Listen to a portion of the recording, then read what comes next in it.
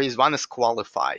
So we are basically starting with taking a look at what we are trying to accomplish, right? What our goals are there sufficient resources to pursue those goals, and what is the chance of success, right? At the end of this phase, the decision is go, no go.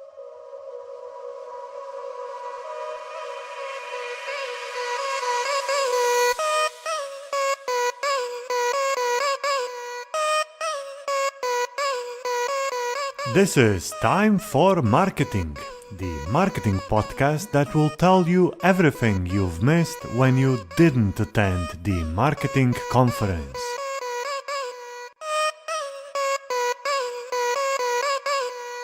Hello and welcome to the Time for Marketing podcast. My name is Peter and I'll be your host for today, the same way as I do for every episode. We have stumbled into 2019 and so is the second episode of the podcast in 2019. You are, as always, very welcome to find the podcast on the website timeformarketing.com, where you can subscribe to our newsletter or just go to your favorite podcasts app on your phone and subscribe to the podcast there. If you like this episode, go and check out our previous episodes and maybe give us a rating. So for today's episode, we have something very interesting prepared. With me on the phone line is Dmitriy Kruglyak. And Dmitriy, hello, how are you doing? How are you doing, Peter? I'm great. I'm all right. Thank you very much here also. Dmitry, you're all the way on the other side of the big pond in the US, and you are the CEO of Target Choice. So tell me a bit about yourself and about your company. Definitely. So first of all, where I'm based in California on the West Coast of the United States of America.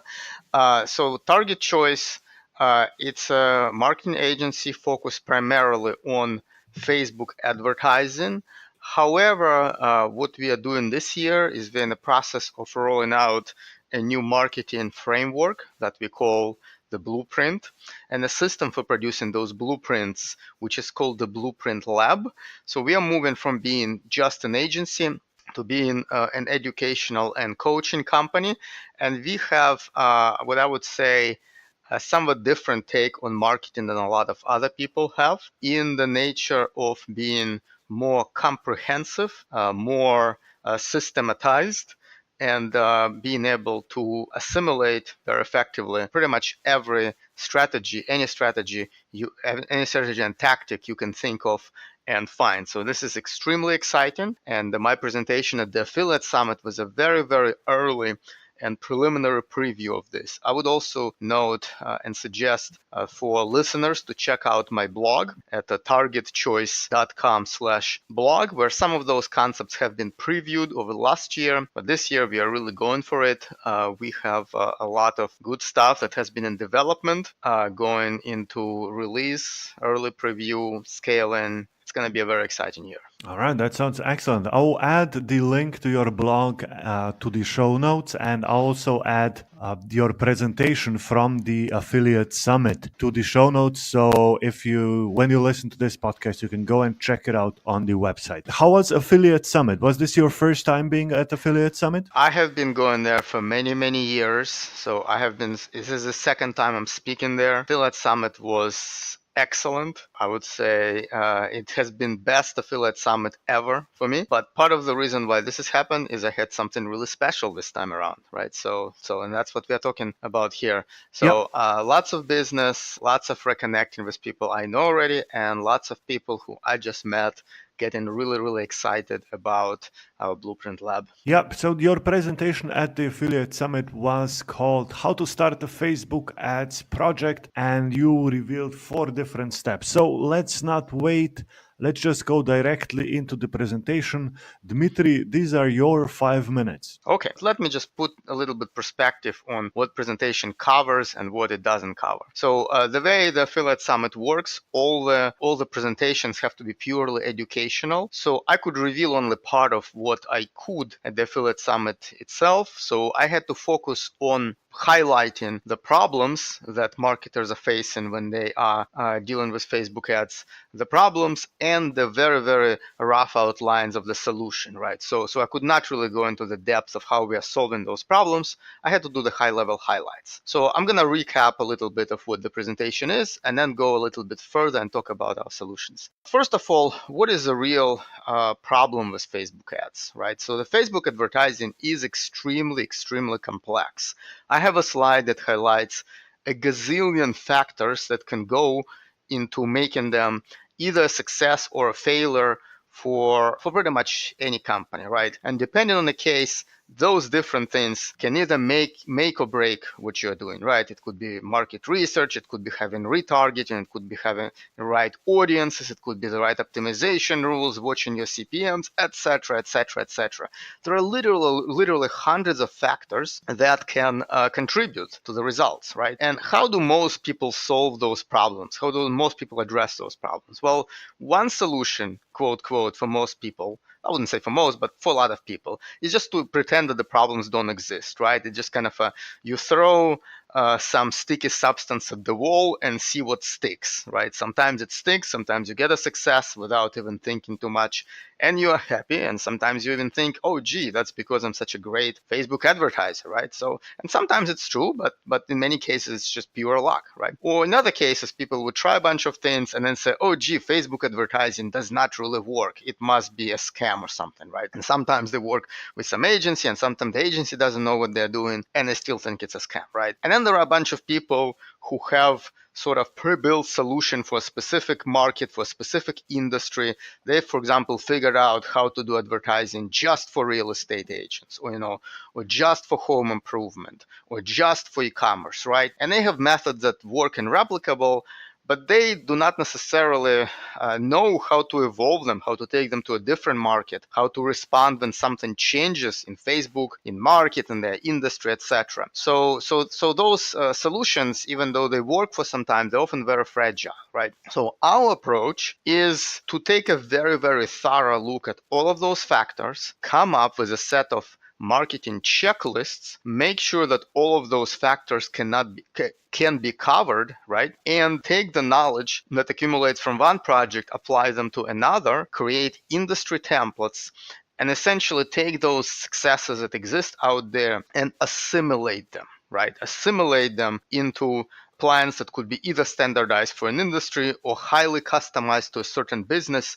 where we would take advantage of certain insight that we have about it that is not common across the whole industry, right? So it could be which data sources they have. It's what kind of testing have they done before. It's what kind of marketing campaigns they run, maybe on search, maybe on native, maybe even in brick and mortar world, because you can always find certain insights that you can apply to Facebook advertising if you take a thorough and systematic approach, right?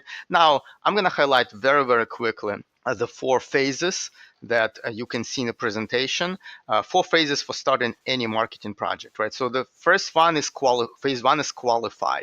So we are basically starting with taking a look at what we are trying to accomplish, right? What our goals are there sufficient resources to pursue those goals, and what is the chance of success, right? At the end of this phase, the decision is go, no go, right? Do we want to pursue the Facebook ad project? Because in certain cases, the answer would be no, right? For example, if you are in one of those verticals which is banned on Facebook, you don't want to do this, or if the economics does not really support Facebook advertising, those things happen, right? So this is phase 1. Phase 2, we call it diagnose, right? This is doing the in-depth assessment of everything that is currently missing that should be in place to run Facebook advertising successfully.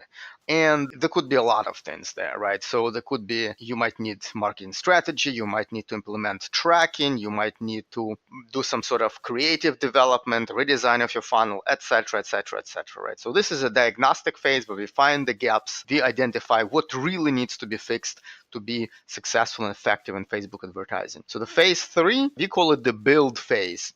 This is where all of those missing pieces that are found in the diagnostic phase are being built out. And we have three parallel tracks the way we define them. So one track is, we call it marketing strategy. It's pretty much everything that needs to be done that does not have a technical deliverable, right? So this could be market research, competitive research, persona development. By the way, in my presentation, there is a list of checklists for each of those phases. So you're going to be able to look it up. So all of those things, persona development, targeting strategy, creative strategy, right? And in those checklists, we can identify what is working for others, what has worked for the same business. We would do some creative development to fill those gaps. So that's a marketing strategy. The second parallel track is the customer journey redesign. I'm going to note here, I use the term customer journey over the funnel because the concept of a funnel is extremely limited. When people talk about the funnels, they usually mostly just think of steps on a website, right? Whichever system they're using for this. But when you think of the customer journey, you really need to think much broader, right? So people can come from search, organic search, people can go to, a retail outlet. Every touch between you and the customer is a customer journey, which is broader than the concept of the funnel. Sometimes you have to rethink the journey that you want to push your customers through, what kind of offers you're going to present at different steps in the journey, and how you're going to optimize every step. So that's a second track, journey redesign. And the third parallel track is a touch point implementation. Sometimes we would find from this assessment, oh, gee, we need a new website, or we need a new funnel, or we need a new email sequence, or messenger bot. So everything that is hardcore development of one of the marketing touch points goes in there. So that was the build phase,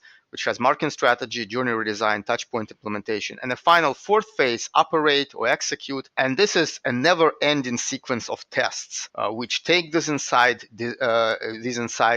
identify what is missing, what the tests need to prove, designing a test, running a test, and based on its results, running the next test. And it never ends. Just the kind of tests change. We can go from, for example, just proving what type of creative and targeting is getting traction when we just getting started, to later on, okay, we have something that is working. What is the most efficient way to scale it while remaining profitable? So that's the execution phase. So I think we are getting close to kind of the limit of my time for the monologue, right? So with this in mind, I will just add that the key aspect of what we do are the detailed marketing checklists for each of those line items, for each of those phases, and the decision support system that helps us on behalf of clients, and eventually you can have the self-serve version of this, let manage the strategy that covers all the bases, all those 100 things that can go wrong potentially, and be able to start from the templates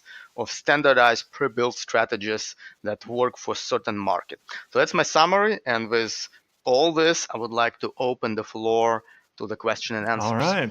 Thank you, Dmitry. That was really good. What do you think? Where do most companies make their mistake when preparing the Facebook ads? Is there one thing where you usually see that they have the problem?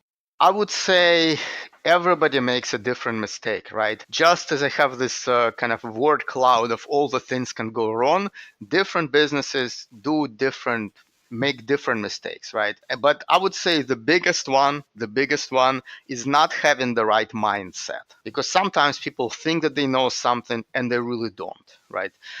Sometimes people make assumptions which are not validated by data. And I have a few slides in my presentation, especially the final one. So I would say that the biggest problem is the folly that's called HIPAA. Highest paid person's opinions. People make assumptions without testing.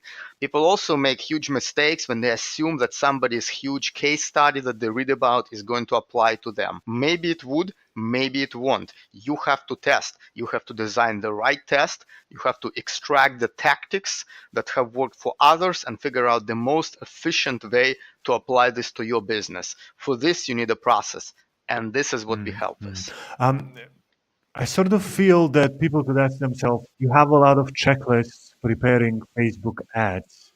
Does that destroy the creativity within the Facebook ads process? Excellent question, and the answer is absolutely not. This empowers creativity because you can look at any creative idea, you can break it down into building blocks, you can put them into the right boxes in the checklists, and then you can connect the dots in different ways and come up with new creative ideas that nobody would have thought about.